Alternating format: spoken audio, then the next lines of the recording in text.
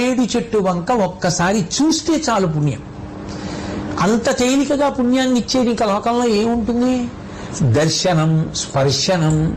మీకు అవకాశం ఉందా?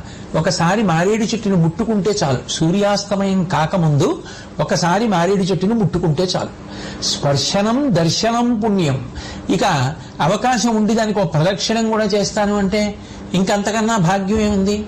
కంచి కామకోటి పీఠాధిపత్యం వహించిన మహాపురుషులు, నడిచే దేవుడిని పేర్గాంచినటువంటి మహాపురుషులు, అపర శంకరావతారమని కీర్తింపబడినటువంటి వారు భారతదేశం నలుచెరగుల సన్యాస ధర్మాన్ని కించితు తప్పకుండా పాదచారి అయి పర్యటించినటువంటి వారు నిరంతరము కామాక్షి పరదేవత యొక్క నామాన్ని ఉచ్చరిస్తూ ఉండడం అలవాటు పడినటువంటి వారు శాంతాకృతిం హితవచ పరిభాషమానం గంభీర భావముతులం విజితారిష